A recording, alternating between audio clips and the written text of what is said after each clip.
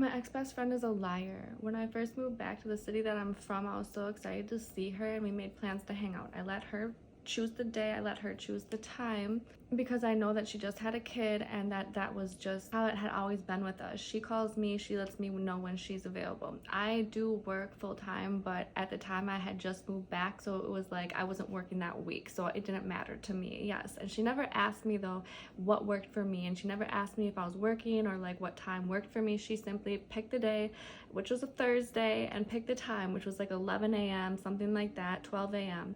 And then the day that we were supposed to hang out, and I hadn't seen her in like 3 years, I was so excited, and she had never not came through. She usually comes through like immediately, like within the hour of calling me. But now she has a baby and I understand things are different. So we had planned to go hang out outside and walk around if the weather was good. She kept saying that, which is weird to hang outside with a baby who was like 4 months old, yes.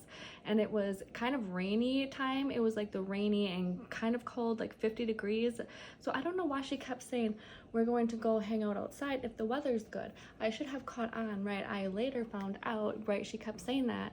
For some reason, she couldn't come into my apartment with her son, and I understood that the baby dad, you know, didn't like me, and so whatever. I just put it in my mind that was the reason, okay?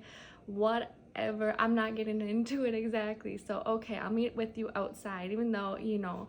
So then the day comes around, and she pushed the time back because she said that she forgot that she had a chiropractor appointment. And the chiropractor appointment was at like what, 1 p.m, 12:30. So we still had time, you know, like she could have still came through and hung out with me because her chiropractor appointment was not, it was at 12 and we had planned to hang out at like 11, something like that. I could have went with her to the appointment. Exactly. I could have, that we could just hang out. We could make that our hangout time, anything. She could have came over to my place and sat outside with me for 10 minutes to talk. She could have came over and gave me a hug or something, even though I'm not a huggy person yet. But she just didn't. She said maybe afterwards, after my appointment, if it's still good weather outside. And then like 1 p.m. came around, and then 2 p.m. came around, and she just kept pushing the time back, and like 4 or 5 p.m. It wasn't until 6 p.m. that night that or 9 p.m. Oh my goodness, the second time that she ditched me was 6 p.m. But this time it wasn't until 8 or 9 p.m. at night that she confirmed we would not be seeing each other that day. I was having like a mental breakdown in my bathroom that day because I was just, really not okay in my head. That whole like move and the whole time period of my life was like rough. Exactly. We were both going through it. And there was something that just made me know, like the first time she pushed the time back, there was something in my head that, because she had never done it before, I just knew that like there was something wrong and I wasn't going to see her. And this was just like gonna be another thing in my life that was just gonna be like, oh my goodness. There was just something about that at like 11 a.m. when she first sent me that text. I just knew right then and there that I was never gonna see her. But anyways, I don't say nothing, and we reschedule for the next Thursday, the following Thursday, the same day. She said that she had forgot that she had a chiropractor appointment. So do you have them every Thursday? Because again, Thursday came around and 6 a.m. in the morning. I'm an early riser. I was already up, and surprise, somehow I was in the same bathroom getting ready and brushing my teeth when she texted me at 6 in the morning and told me like, hey, let's try to move the time back. And I just knew right then and there exactly, again, that she wasn't going to come through that day. And that day I was also like, I said I had already had the feeling that like something was just up that I didn't understand, didn't know about. And so I was not taking that day off. I was fully just doing my day as normal and pretending like I did not have plans with her, because I just knew by 6 a.m. when she texted me that we was not going to see each other that day. And yes, she did confirm by 6 p.m. that night that we was not going to be hanging out that day, but she did the exact same thing, kept being like, oh, the weather, it's kind of cold out, you know, my baby. And I get that you don't want to walk your baby around in the cold, and I just don't understand why she couldn't come over to my apartment. She had always came over to my apartment, or I went over to hers. Why didn't you tell me to go to your parents' house where she was staying, or so I thought she was staying? And I would have drove there, and she knows this, and that's why she didn't tell me that, because she knew that I would have drove the 20-30 minute drive to go to her parents where she was staying with the baby. Like, why can't I go there, you know? Like, why wouldn't she invite me there? Because she knew that I would come through. And I swear she just didn't want to see me. Like, there was something about it. But why would you make plans with me? It's like we had been such close friends, and I just don't understand how you couldn't make 10 minutes for me. But anyways, I just ignored her for the next 8 months. I ignored her. She messaged me through Messenger like for 8 months straight, just about stupid things, like just, hey, how are you, or hey, what's up? And she would send me like gifts and memes and like stuff like that don't matter. But she never was like, she never double texted me, right? It was weeks in between her texting me, so she wasn't like, what's up, like what's the deal, why aren't you talking to me? And then 8 months later, somebody in her family, or so I thought he was a part of their family, passed away. And it made me flip out that she texted me and acted like she wanted me to be there for her. And I lost it.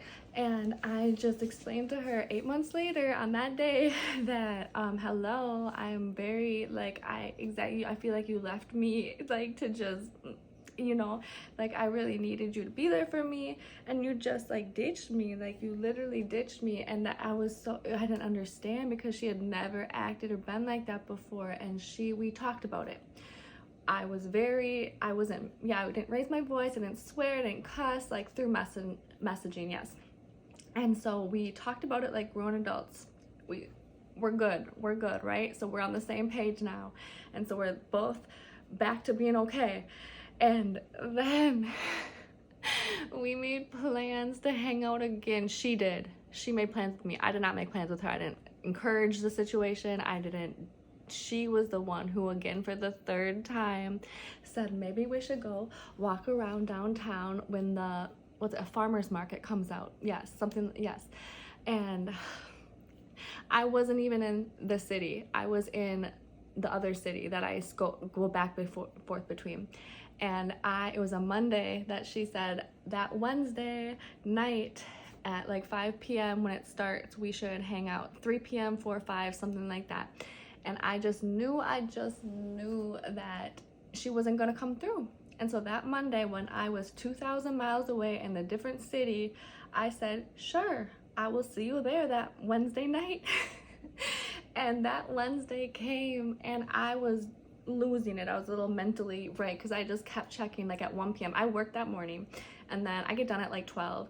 Then I ate.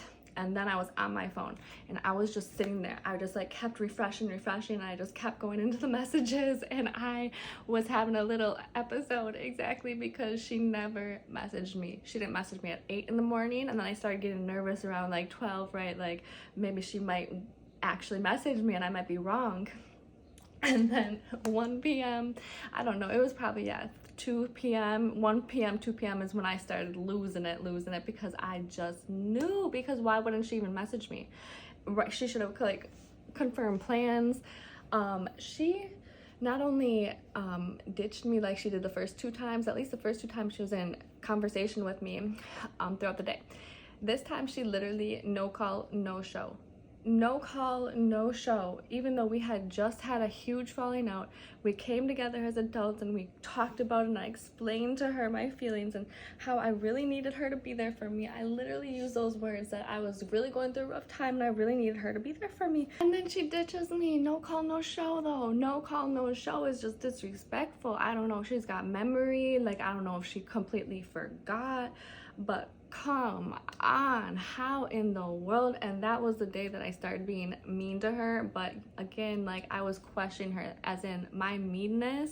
When I say I'm being mean to somebody, I mean that I start using my voice and questioning her about everything that she had ever told me, because I felt like she had lied to me for so long, and I just let it slide because I really needed someone to be there, and I wanted to talk to her in person, and I was going to start opening up to her more, and I thought that we could both be on the same page with that and have an adult relationship now, because we are in our 30s. We're not teenagers, exactly. We're not in our 20s. We're not still figuring life out. Like, I was gonna talk to her in person, because I didn't want to do it over the internet, right? I want to sit down with her and talk to her in person, and I thought that we could connect deeper like that, and on a more personal level, like she would understand more. I was really trying to have her understand that we are both going through things, not just you. So yeah, that was the last day that I was okay with her.